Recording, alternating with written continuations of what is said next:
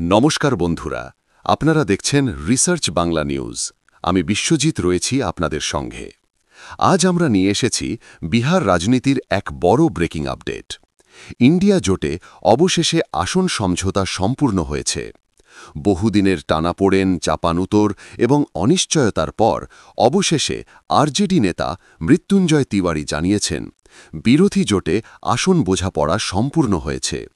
এই ঘোষণা শুধু বিহারের রাজনৈতিক অঙ্ক নয়, বরং ২০২৫ সালের নির্বাচন ঘিরে বিজেপি এনডিএ বনাম ইন্ডিয়া জোটের চূড়ান্ত মুখোমুখি সংঘাতের শুরু বলে মনে করছে রাজনৈতিক মহল। গত ৩ সপ্তাহ ধরে বিহারের রাজনৈতিক অঙ্গনে চলছিল টান টান উত্তেজনা। ইন্ডিয়া জোটের মধ্যে কে কত আসনে লড়বে এই নিয়ে বারবার ভেসে উঠছিল মতভেদ, অভিযোগ এবং অসন্তোষের খবর। আরজেডি, কংগ্রেস, বামপন্থী দল, বিকাশশীল ইনসান পার্টি বা ভিআইপি, এমনকি ঝাড়খণ্ড মুক্তি মোর্চা ও পশুপতি পার্শ্বের দলের প্রতিনিধিরাও বারবার বসেছিলেন আলোচনায়, কিন্তু একমত হওয়া যাচ্ছিল না। বিশেষত বিকাশশীল ইনসান পার্টি এবং কংগ্রেস, এই দুই দলের দাবির মধ্যে বেশ বড় ফারাক তৈরি হয়েছিল। একদিকে আরজেডি চাইছিল সংখ্যাগরিষ্ঠ আসনে লড়তে, অন্যদিকে কংগ্রেস দাবি করছিল অন্তত ৩০টির মতো আসন। এই অবস্থায় অনেক রাজনৈতিক বিশ্লেষকই বলছিলেন, এই জোট হয়তো ভেঙে যাবে, ইন্ডিয়া ফ্রন্ট বিহারে লড়াইয়ে নামার আগেই ভেঙে পড়বে। কিন্তু ঠিক তখনই এলো এই ঘোষণা, সমঝোতা সম্পূর্ণ। আরজেডি নেতা মৃত্যুঞ্জয় তিওয়ারি জানিয়েছেন, প্রথম দফার ১২১টি আসনে মনোনয়নপত্র জমা পড়ে গেছে, যার শেষ তারিখ ছিল ১৭ই অক্টোবর। এই ১২১টি আসনের মধ্যে বিরোধী জোটের সব প্রার্থী মনোনয়ন জমা দিতে পেরেছেন। তবে কয়েকটি আসনে সমস্যা রয়ে গেছে, কারণ একই আসনে একাধিক দলের একাধিক প্রার্থী মনোনয়ন জমা দিয়েছেন। তবে তিওয়ারি জানিয়েছেন, ২০ অক্টোবর অর্থাৎ মনোনয়ন প্রত্যাহারের শেষ দিনে এই সমস্যাগুলো মিটে যাবে। অর্থাৎ প্রথম দফার ১২১টি আসনে সম্পূর্ণ বোঝাপড়া নিশ্চিত, আর দ্বিতীয় দফার ১২২টি আসনের ক্ষেত্রেও সময়মতো মনোনয়ন সম্পূর্ণ হবে বলেই আশা করা হচ্ছে। তাহলে এখন প্রশ্ন, ইন্ডিয়া জোটে কে কত আসনে লড়ছে? বিশ্বস্ত সূত্রে যা জানা গেছে তা হল, আরজেডি তেজস্বী যাদবের দল প্রায় ১৩১টি আসনে লড়ছে। কংগ্রেস পাচ্ছে ৬ থেকে ৭টি আসন। বাম দলগুলো সিপিআইএমএল, সিপিআই, সিপিএম যৌথভাবে পাচ্ছে ৩০ থেকে ৩২টি আসন। বিকাশশীল ইনসান পার্টি, ভিআইপি পাচ্ছে ১৫ থেকে ১৭টি আসন। ঝাড়খণ্ড মুক্তি মোর্চা মানে জেএমএম ২ থেকে ৩টি আসন। পশুপতি পার্শ্বের দল ২টি আসন।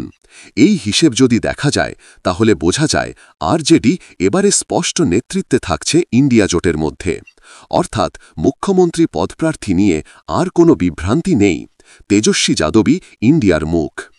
মাসখানেক ধরে যে গুজব ঘটছিল, কংগ্রেস হয়তো আলাদা লড়বে, ভিআইপি হয়তো এনডিএতে যোগ দেবে, সবটাই এখন থেমে গেছে। এই আসন বোঝাপড়া সম্পূর্ণ হওয়ায় ইন্ডিয়া জোটের মধ্যে নতুন উদ্যম তৈরি হয়েছে। এক রাজনৈতিক বিশ্লেষকের ভাষায়, বিরোধী জোটের ঐক্য মানে এনডিএর অঙ্ক বদলে যাওয়া। তেজস্বীর নেতৃত্বে এবার বিহারে বাস্তবিক চ্যালেঞ্জ তৈরি হবে বিজেপির সামনে। ২০২৫ সালের বিহার নির্বাচন এনডিএর জন্য সবচেয়ে কঠিন বলে ধরা হচ্ছে, কারণ নীতীশ কুমারের জনপ্রিয়তা কমেছে। বিহারের বিভিন্ন সমীক্ষায় দেখা গেছে, জনগণের একটি বড় অংশ এখন তেজস্বী যাদবকে মুখ্যমন্ত্রী হিসাবে দেখতে চায়। প্রশান্ত কিশোরের উত্থান, পিকেও জনপ্রিয় বিকল্প হিসাবে উঠে এসেছেন। অর্থাৎ এনডিএর বিরুদ্ধে একাধিক মুখ তৈরি হয়েছে। বিরোধী জোটের ঐক্য এখন পূর্ণ। আগে যা ছিল দুর্বলতা, এখন তা শক্তি হয়ে উঠেছে। এই অবস্থায় বিজেপি ও অমিত শাহের জন্য বার্তাটা স্পষ্ট, ইন্ডিয়া জোট এবার ভোট যুদ্ধের জন্য প্রস্তুত। এই আসন সমঝোতার পেছনে একাধিক স্তরে কাজ করেছেন তেজস্বী যাদব, কংগ্রেস হাইকমান্ড ও বাম নেতৃত্বরা। এক পর্যায়ে কংগ্রেসের সঙ্গে তেজস্বীর দ্বন্দ্ব চরমে উঠেছিল, কিন্তু শেষ পর্যন্ত বড় চিত্র মাথায় রেখে কংগ্রেস পিছু হটে। এই ঘটনার মাধ্যমে ইন্ডিয়া জোট বুঝিয়ে দিল, তারা ইন্ডিয়ার মতো আসন লোভ নয়, বরং জোটের ঐক্যই আসল লক্ষ্য, এই বার্তা দিতে চায়। তাহলে বন্ধুরা, সার সংক্ষেপে বলা যায় যে ইন্ডিয়া জোটে অবশেষে সম্পূর্ণ আসন বোঝাপড়া সম্পন্ন হয়েছে। এখন আর কোনো সন্দেহ নেই, ইন্ডিয়া ফ্রন্ট বিহারে একসঙ্গে এক প্রার্থী এক মঞ্চে লড়ছে এনডিএর বিরুদ্ধে। এটি শুধু বিহারের ভোট নয়, বরং 2026-এর পশ্চিমবঙ্গ, 2027-এর উত্তরপ্রদেশ, পুরো উত্তর ভারতের রাজনৈতিক অঙ্ক বদলে দিতে পারে এই ঐক্য। আগামী 20 অক্টোবর মনোনয়ন প্রত্যাহারের পর যদি সব কিছু ঠিক থাকে, তাহলে তেজস্বী যাদব, কংগ্রেস, বাম দল সবাই একক মোর্চায় ভোট যুদ্ধে নামবে।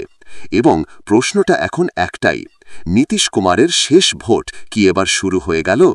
জবাব দেবেন আপনারা কমেন্ট বক্সে। এবং আমাদের বিশ্লেষণ ভালো লাগলে রিসার্চ বাংলা নিউজ ইউটিউব চ্যানেলটিকে সাবস্ক্রাইব করে আমাদের পাশে থাকুন। ধন্যবাদ।